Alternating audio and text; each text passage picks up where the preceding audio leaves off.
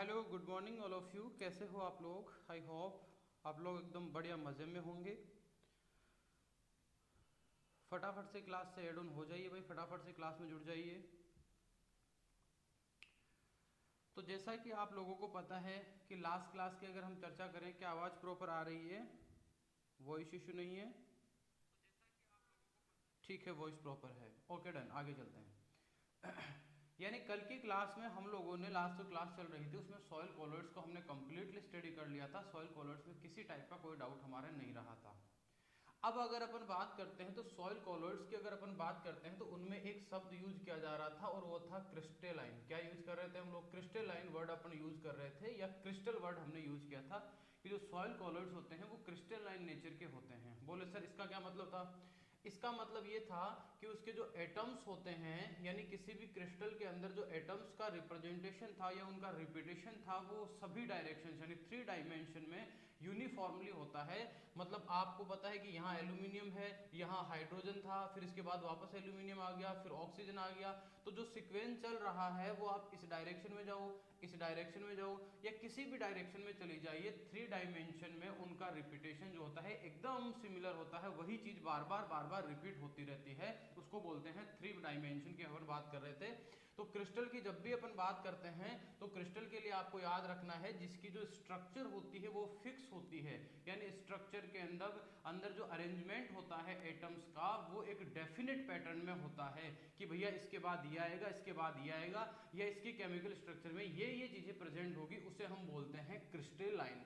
लेकिन सॉइल के अंदर अगर अपन बात करें तो हमने कहा जिनका डायामीटर 2 माइक्रोन से लेस देन होगा हम उनको नाम दे देते हैं सॉइल कॉलोइड्स। और सॉइल के अंदर बहुत सारे ऐसे मिनरल्स भी होते हैं। याद रखना, मिनरल्स की अगर अपन बात करते हैं तो नो डाउट हमने क्ले को कोलोइड कह दिया है और इसके बारे में कंप्लीट स्टडी हमने कर ली है। लेकिन याद रखना, क्ले के अलावा भी सॉइल के अंदर ऐसे बहुत सारे मिनरल्स होते हैं जो क्रिस्टलाइन नेचर के नहीं होते हैं, या यूं कहें अगर हम उनके स्ट्रक्चर देखते हैं तो एटम्स का रिपीटेशन हो सकता है, एक डायरेक्शन में सही है लेकिन दूसरे डायरेक्शन में चेंज हो जाता है। कुछ टाइम के बाद पता चलता है कि एक नया ही कोई एटम या कोई नया एलिमेंट उसमें आ जाता है, यानी कुछ फिक्स पैटर्न नहीं होता है। लेकिन मिनरल्स के अंदर जितनी भी प्रॉपर्टीज होती है वो सारी प्रॉपर्टी तो उसके अंदर भी प्रेजेंट होती है। इसका मतलब हम ये कह सकते हैं कि सॉइल के अंदर कुछ ऐसे सब्सटेंस या मिनरल्स भी प्रेजेंट होते हैं जो कोलोइड्स की तरह, या यूं कहें क्रिस्टलाइन तो नहीं होते हैं, लेकिन उनके जो प्रॉपर्टीज होती है, उनके जो गुण होते हैं वो क्रिस्टल या क्रिस्टल के जैसे या कोलोइड्स के जैसे ही होते हैं। तो ऐसे कॉन्स्टिट्यूएंट्स को हम बोलते हैं एमोर्फस सॉइल कॉन्स्टिट्यूएंट। ठीक है। हाँ जी, अशोक पटेल नमस्कार भाई, नमस्कार। तो आज का हमारा जो टॉपिक रहेगा एकदम छोटा सा टॉपिक है, और आप जैसे ही पुराने जो पेपर देखोगे, चाहे से वो एआरओ का हो चाहे से वो डबल एआरओ का हो, तो 100% आपको इसमें से क्वेश्चन मिलेगा। चाहे आप जीआरएफ का, एसआरएफ का कोई सा पेपर उठा के देख लेना। याद रखना, एआरओ डबल एआरओ या पीएचडी का एग्जाम दे रहे हो या सोइल साइंस से रिलेटेड कोई भी हायर एजुकेशन का आप एग्जाम दोगे तो एमोर्फस जो सोइल कॉन्स्टिट्यूएंट है यहाँ से 100% सवाल आता है। इवन डबल एआरओ के पेपर में भी सवाल आया हुआ है। ठीक है। तो आज का हमारा जो टॉपिक रहेगा, छोटा सा टॉपिक है एमोर्फस एमोर्फस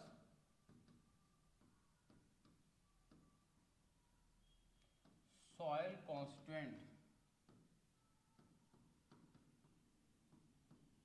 सॉइल कांस्टेंट, देखो ध्यान रखना, कांस्टेंट्स का मतलब हम यूं कह सकते हैं कि उसका कोई भाग है। एमोर्फस का मतलब होता है, देखो मॉर्फस से हम सिंपल सा मीनिंग निकालते हैं मॉर्फोलॉजी, यानी उसकी जो क्रिस्टलाइन नेचर होता है उसके बारे में हम डिस्कस कर रहे हैं। जैसे मान लीजिए एटम्स का अरेंजमेंट एकदम फिक्स पैटर्न में हो रहा है, क्लियर है, 3 डायमेंशन के अंदर, तीनों डायमेंशन के अंदर अगर फिक्स पैटर्न में अरेंज हो रहा है तो हमने कहा कि ये 3 डायमेंशनल है, क्लियर है। और सॉइल के लिए तो हम 3 डायमेंशनल वर्ड यूज करते हैं, और मिनरल्स जो होते हैं वो भी 3 डायमेंशनल ही होते हैं। और याद रखना, उनके लिए हम क्रिस्टल वर्ड यूज करते हैं, वो मैंने उसकी प्रॉपर्टीज में पहले ही लिखवा दिया था।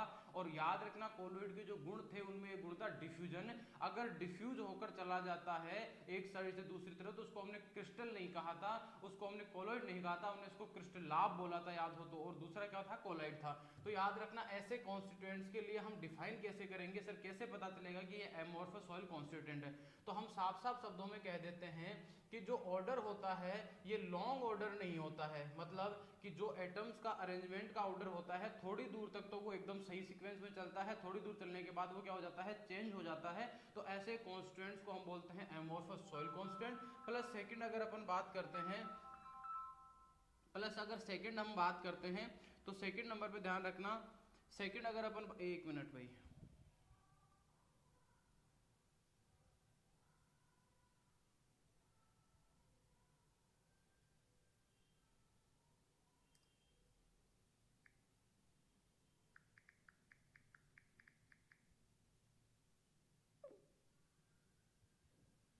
ठीक है।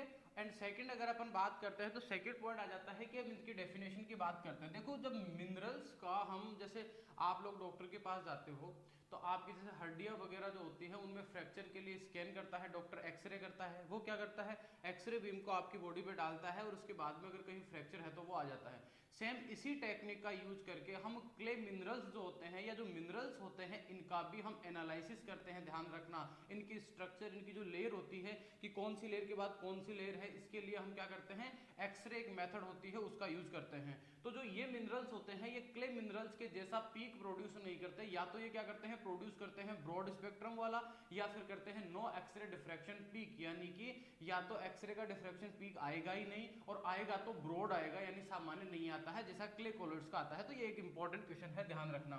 तो पहली बात तो कि एमोर्फस सॉइल कांस्टेंट कहेंगे किसको, तो इसके लिए ध्यान रखना these minerals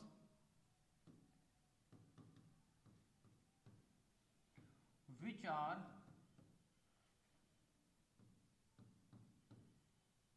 not having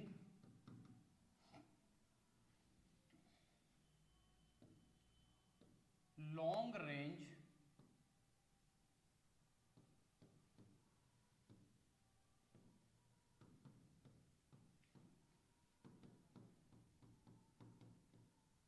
one कह दो, वन या कह दो या थ्री कह दो,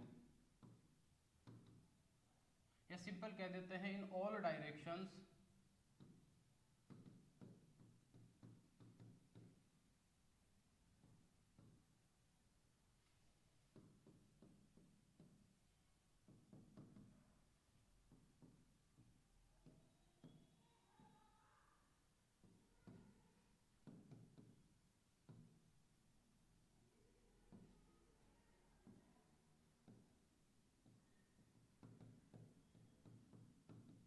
डिफ्रैक्शन पीक। मैं वापस रिपीट कर देता हूं, जो चीज मैं यहां लिख रहा हूं उसको क्लियर कर देता हूं कि एमोर्फस सॉइल कांस्टेंट का मतलब होता है ऐसे मिनरल्स जो जनरली, ध्यान रखना क्या होते हैं, नॉट हैविंग, यानी इनमें नहीं पाया जाता है, क्या नहीं पाया जाता है, कि long range order in all directions का मतलब होता है कि एक ही जैसा पैटर्न सारी डायरेक्शंस में प्रेजेंट नहीं रहता है। आप जैसे मान लीजिए यहाँ कोई पैटर्न ढूंढते हो कि भाई साहब सिलिका के बाद ये आएगा, इसके बाद ये एटम, ऐसे एटम्स का आपने अरेंजमेंट ढूंढा, जैसे ही आप एक डायरेक्शन में थोड़ी सी आगे बढ़ते हो तो वो चेंज हो जाता है, कोई नया ही एटम वहां पर आप लोगों को मिल जाएगा। इसका मतलब हो गया कि भैया लॉन्ग ऑर्डर रेंज, या यूं कहें लॉन्ग रेंज ऑर्डर ये फॉलो नहीं करते हैं। आप ये भी कह सकते हो वन डायरेक्शन में या थ्री डायरेक्शन में, मैंने इजी करके लिख दिया है ऑल डायरेक्शन में, यानी सभी डायरेक्शन में, जरूरी नहीं कि सेम सा ऑर्डर हो। उसके बाद क्या कह रहे हैं, ये प्रोड्यूस करते हैं, या तो क्या करते हैं ब्रॉड, और या फिर करते हैं नो एक्सरे डिफ्रैक्शन पीक, यानी या तो होता है नो एक्सरे डिफ्रैक्शन पीक, या क्या करते हैं broad x ray diffraction peak produce करते हैं। ये बात एकदम सिंपल आपको समझनी है। तो कोई आपको कहे कि एमोर्फस सॉइल कांस्टेंट क्या है, तो आप इजीली कह दोगे कि ऐसे मिनरल्स जो सामान्यतया लॉन्ग रेंज ऑर्डर में आपको थ्री डायमेंशन के अंदर लॉन्ग रेंज ऑर्डर को फॉलो नहीं करते हैं, शॉर्ट वाला होता है, छोटे छोटे ऑर्डर रहते हैं इनके अलग ही, ठीक है, ऐसे को हम बोलते हैं एमोर्फस सॉइल कांस्टेंट। याद रखना इनका जो साइज होता है वो क्ले से भी छोटा होता है, और मैंने आप लोगों को एक कंसेप्ट बताया था, जितना छोटा साइज सरफेस एरिया क्या होगा उतना ही ज्यादा, यानी क्ले से इनका क्या होता है सरफेस एरिया ज्यादा, और जो जितना छोटा होता है वो केमिकली उतना ही एक्टिव होता है। सॉइल के तीन कॉन्स्टिट्यूएंट है, सैंड, सिल्ट, क्ले, और तीनों सेपरेट्स में सबसे ज्यादा अगर किसी की एक्टिविटी है तो याद रखना वो किसकी है, आपके क्ले की है, क्योंकि सरफेस एरिया क्या होता है लोवेस्ट। तो याद रखना एमोर्फस सॉइल कांस्टेंट जो होते हैं इनकी भी रिएक्टिविटी ज्यादा होती है और सरफेस एरिया ज्यादा होता है क्ले कॉलॉइड्स के कंपैरिजन में।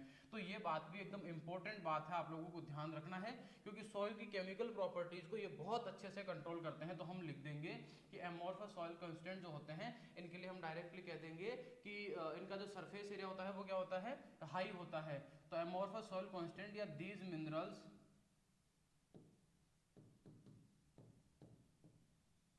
हैविंग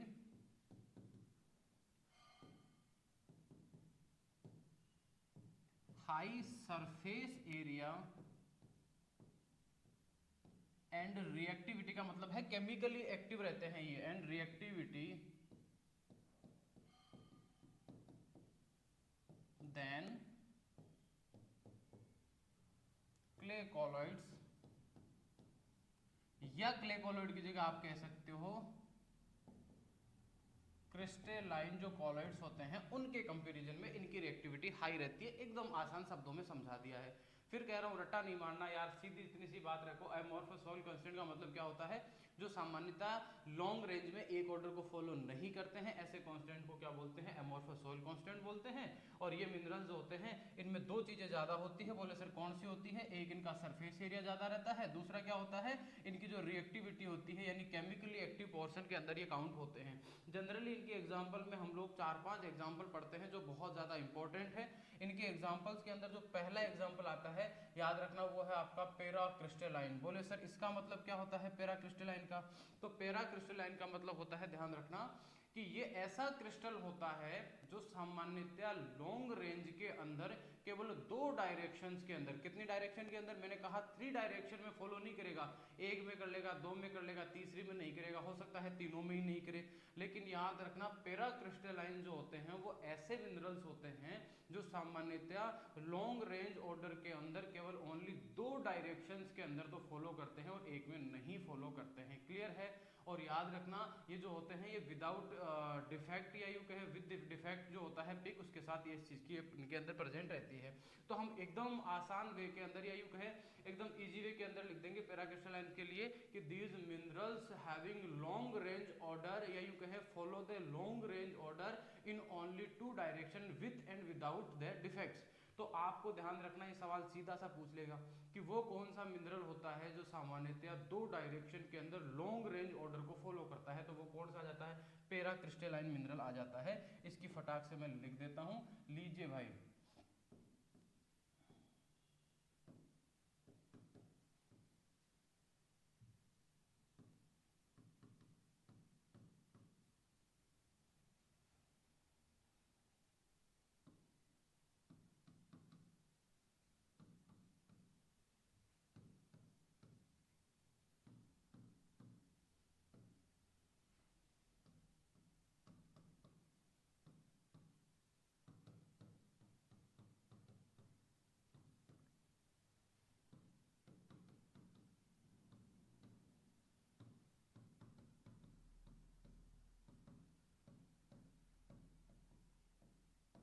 देखो यहाँ एक लास्ट में वर्ड लिखा है डिफेक्ट। लास्ट में वर्ड क्या लिखा है? डिफेक्ट। इसका मतलब हम सिंपल यूं कहें कि जैसे कंटिन्यूसली कोई चीज चल रही है, एक ही ऑर्डर फॉलो होता जा रहा है, मतलब कोई डिफेक्ट नहीं है। या हो सकता है लंबी दूरी के बाद में कोई डिफेक्ट आ जाए, ठीक है, उसकी हम बात कर रहे हैं। तो देखो एकदम इजी वे में फिर से रिपीट कर देता हूँ कि अगर ये मिनरल तीनों डायरेक्शंस के अंदर, जो डायरेक्शंस का मतलब होता है जिसकी length width and height 3 dimensions होती है ना हर एक चीज की, तो अगर 3 डायरेक्शंस के अंदर ये लॉन्ग रेंज ऑर्डर फॉलो कर लेता तो हम इसको पेरा क्रिस्टलाइन नहीं कहते, हम इसको क्रिस्टल कहते। क्या कहते? क्रिस्टल कहते। और क्रिस्टल कहते ही ये कहाँ पहुंच जाता आपका? ये क्ले कॉलॉइड्स के अंदर वापस से पहुंच जाता। लेकिन इसने क्या किया? इसने केवल 2 डायरेक्शन, साफ साफ लिख रखा है, ओनली 2 डायरेक्शन के अंदर इस पैटर्न को फॉलो करता है, इसीलिए हम इसको बोलते हैं पेरा क्रिस्टलाइन। यानी काम की बात इसमें छोटी सी है, पकड़ के निकाल लो कि 2 डायरेक्शंस में अगर फॉलो करता है तो पेरा क्रिस्टलाइन बोलते हैं, कोई दिक्कत वाली बात नहीं है। अगला आ जाता है एलोफान। याद रखना ये एग्जाम में सवाल पूछा जाता है तो ये थोड़ा सा इंपॉर्टेंट है, इसको आपको ध्यान रखना। अब मैं दोबारा से ये लाइन लिखवाऊं क्या कि फॉलो या having the long range order in 2 directions only, ये दोबारा से लिखाने की जरूरत है क्या? नहीं है। क्यों? क्योंकि मैं इसकी जगह एक शब्द लिख दूं पेरा क्रिस्टलाइन। पेरा क्रिस्टलाइन शब्द लिखते ही आप समझ जाओगे कि साहब वो एक लाइन लिखी थी आपने, उसका सारा मतलब यही होता है, ठीक है। इसका मतलब ओलोफान जो होता है या ओलोफेन जो होता है ये एक पेरा क्रिस्टलाइन होता है। याद रखना एल्यूमिनोसिलिकेट मिनरल होता है। यानी एल्यूमिनोसिलिकेट का मतलब क्या होता है? इसका मतलब होता है, अगर हम एक शब्द लिखते हैं एल्यूमिनो सिलिकेट, इसका मतलब क्या होता है? एल्यूमिनो का मतलब होता है कि इसमें एल्यूमिनियम की सीट होती है, और सिलिकेट लिखा हुआ है इसका मतलब सिलिका भी होता है, यानी सिलिका और एल्यूमिनियम दोनों से मिलकर ये बना हुआ रहता है। लेकिन दिक्कत क्या आ जाती है, दिक्कत ये है कि इन दोनों से मिलकर ही तो हमारी क्ले का निर्माण हो रहा था, लेकिन इशू ये था कि क्ले जो है वो एक क्रिस्टल का काम करती है। किसका काम करती है, क्रिस्टल का काम करती है। लेकिन जो आपका ओलोफेन होता है ये क्रिस्टल नहीं होता है, ये पेरा क्रिस्टलाइन होता है, मतलब 2 डायरेक्शन में ही ऑर्डर फॉलो करता है। तो हम एकदम आसान शब्दों में, मैं हर एक शब्द को समझा रहा हूँ आपको, फिर कह देता हूँ मैं एकदम रटी रटाई बातें आपको नहीं दे रहा हूँ, हर शब्द को मैं आपको एक्सप्लेन कर रहा हूँ कि इसका मतलब क्या है, कैसे इसको समझना है। तो याद रखना एलोफेन क्या होता है, एलोफेन के लिए लिख सकते हो एलोफेन is a paracrystalline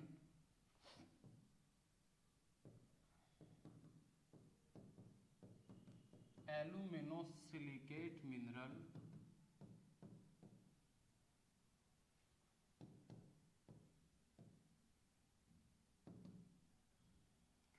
producing no X-ray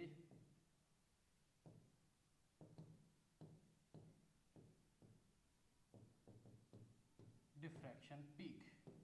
दो चीजें कह दी है, सार सारा आप समझ सकते हो। पहली बात तो ये क्या होता है, ये पेरा क्रिस्टलाइन होता है, इसका मतलब है दो रेंज या दो साइड में ही ये फॉलो करेगा। तीसरा क्या आता है कि सर ये एल्यूमिनो सिलिकेट होता है, एल्यूमिनियम सिलिका से बना हुआ है।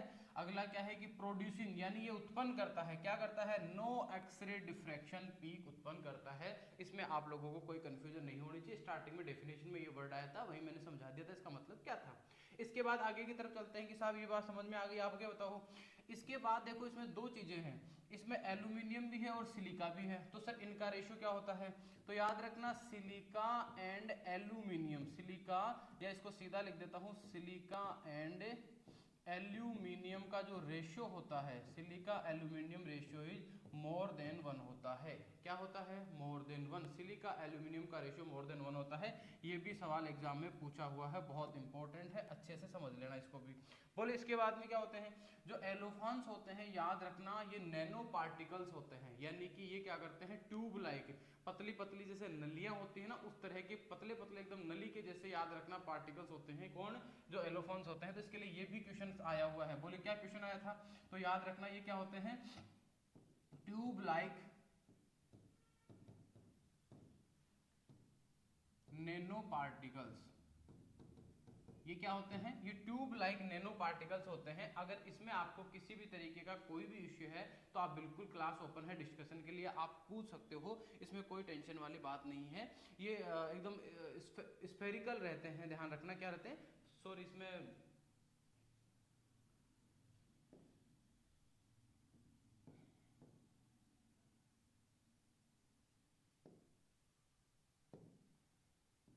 इनके लिए आपको याद रखना स्फेरिकल नैनो पार्टिकल्स।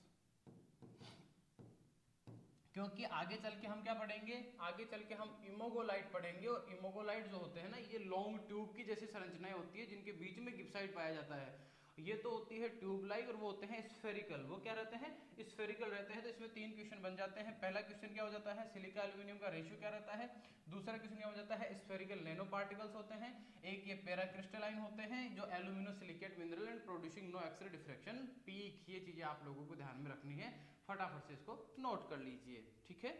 इसके बाद हम आगे की तरफ बढ़ते हैं।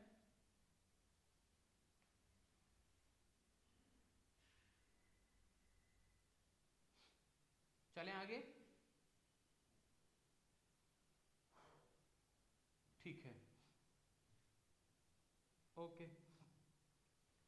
इसके बाद आ जाता है इमोगोलाइट। याद रखना कंफ्यूज आपको दो ही चीजें ज्यादा करती है, आपको एक तो कंफ्यूज करता है इमोगोलाइट और एक करता है आपको आपका एलोफेन, और दोनों से ही सवाल आता है, ज्यादातर सवाल इन दोनों से आता है। तो सर इमोगोलाइट में क्या करना है, इमोगोलाइट में आपको ज़्यादा टेंशन लेने की जरूरत नहीं है। जैसा वो आपका क्या नाम उसका एलोफेन था सेम वैसे ही प्रॉपर्टीज इसमें होती है। तो ये भी क्या होता है, याद रखना, ये भी होता है पैराक्रिस्टलाइन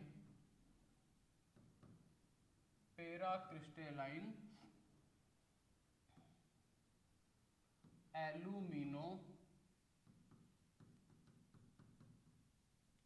सिलिकेट मिनरल। अब इस बात को वापस समझाने की जरूरत नहीं है, ऑलरेडी समझा चुका हूं, तो डिटेल से दोबारा से डिस्कस करने की, इसको बार बार डिस्कस करने की कोई जरूरत नहीं है। क्लियर है मामला। फिर इसके बाद करते हैं कि सर पीक के बारे में बताओ। तो याद रखना ये प्रोड्यूस करता है, producing broad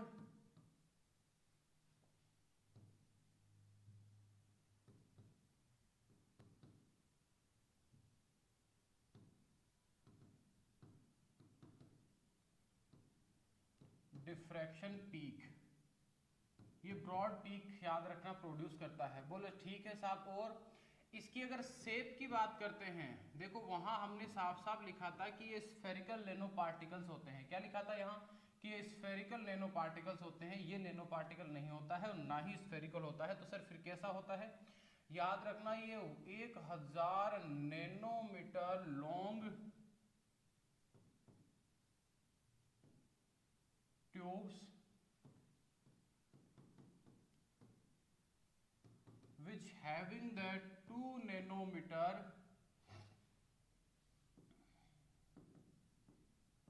gibbs side sheet।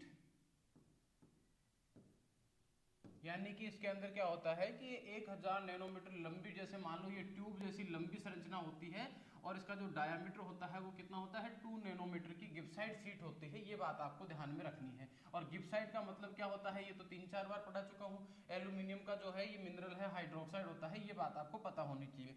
अब इसके अंदर अगर अपन बात करें तो एक चीज नई निकल कर आ जाती है कि सर सिलिका एल्यूमिनियम का रेशियो क्या होता है। तो याद रखना सिलिका एल्यूमिनियम का जो रेशियो होता है वो रेशियो इसका जस्ट उल्टा कर दीजिए। क्या कर दीजिए, उल्टा कर दीजिए। यानी ये लेस देन 1 होता है, जहां एलोफेन में मोर देन 1 था, यहाँ लेस देन 1 होता है। कोई दिक्कत वाली बात नहीं है। निखिल श्रीमाली कह रहे हैं कि सर क्लास के बाद में कौन सी बुक को डिस्कस करना है। ये जो कंटेंट है बेटा ये एक बुक में थोड़ा सा नहीं मिलेगा आपको। तो वैसे तो मैं कोशिश कर रहा हूँ कि 2-3 जो बुक्स है आपकी इंपॉर्टेंट, उनमें से जो लाइन मुझे इंपॉर्टेंट लग रही है मैं उनको कंबाइनली एक जगह आप लोगों को प्रोवाइड करने की कोशिश कर रहा हूँ। पर फिर भी अगर आपको ISSS अच्छी लगती है तो आप ISSS को प्रीफर कीजिए। वो आपको नहीं ठीक लगती है, उसकी भाषा ठीक नहीं, वैसे पढ़ना तो ISSS पड़ेगा, ये तो कंफर्म है, इसमें तो कोई किंतु परंतु नहीं है। तो ये तो आप सोच लीजिए, गांठ बांध लीजिए कि सर पढ़ना तो है ISSS।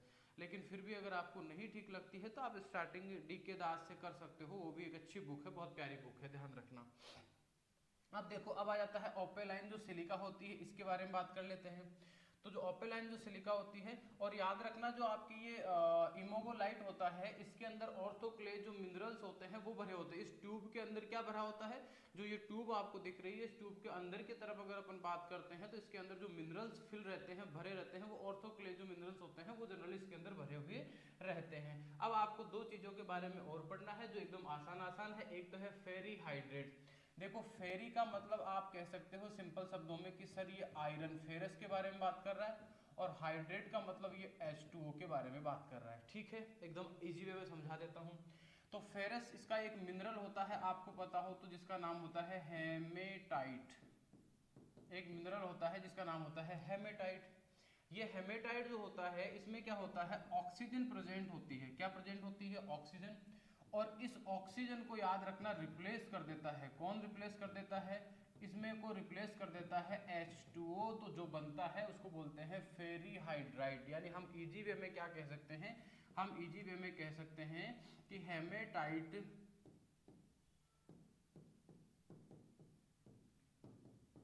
Like structure in which O2 replaced by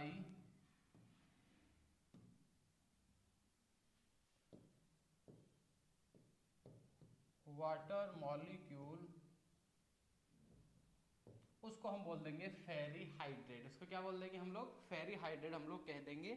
इसमें आप लोगों को कोई इशू होना नहीं चाहिए, उसको फेरी हाइड्रेट हम इजी भाषा में कह देंगे।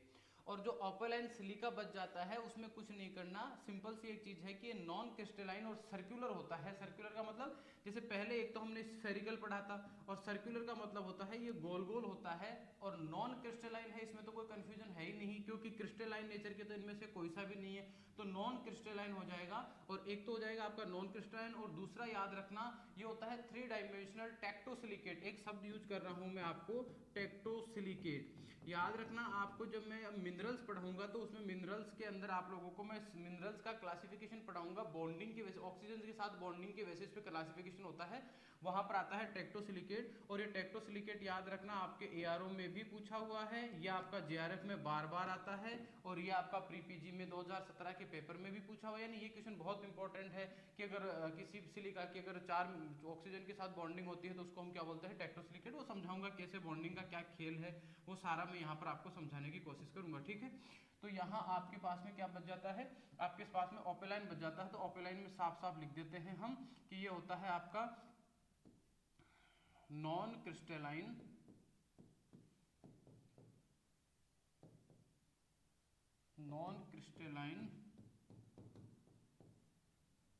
सर्कुलर। और दूसरी बात इसमें आप लोगों को ध्यान रखनी है कि ये क्या होता है, ये होता है 3 डायमेंशनल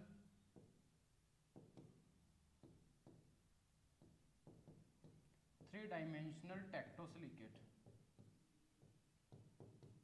आपको एग्जाम्पल के तौर पर सिर्फ यही बात पूछी जाएगी कि भैया जो ओपेलाइन होता है वो क्या होता है, तो नॉन क्रिस्टलाइन सर्कुलर होता है, और ये 3 डायमेंशन अब तक कहीं भी यूज नहीं किया है, यही यूज किया 3 डायमेंशनल टेक्टोसिलिकेट। इस तरह से सॉइल के अंदर जितने भी जो कॉन्स्टिट्यूएंट्स आते हैं वो सारे हमने क्लियर कर लिए हैं। आई होप कि ये जो चीज़ें हैं आप लोगों के लिए नई रही होगी, या यूँ कहे इनमें आप लोगों को मजा आया होगा पढ़ के, कोई इशू नहीं फील किया होगा। उम्मीद करता हूँ कि इसी तरह की मजेदार चीज़ें आपको हर एक क्लास में मिलती रहेगी। सॉइल कॉलोइड्स के अंदर हम सॉइल केमिस्ट्री में सॉइल कॉलोइड्स वाला चैप्टर ऑलमोस्ट खत्म कर चुके हैं। अब हमारा जो कंटेंट है वो इसी के अंदर एडजॉर्प्शन आइसोथर्म की तरफ, डीडीएल की तरफ, या जो एकदम टफ वाले टॉपिक है केमिस्ट्री के उनकी तरफ बढ़ेगा। चलो आज के लिए इतना काफ़ी है, आपका ये टॉपिक जो है वो खत्म हो चुका है। थैंक यू सो मच मेरे प्यारे बच्चों।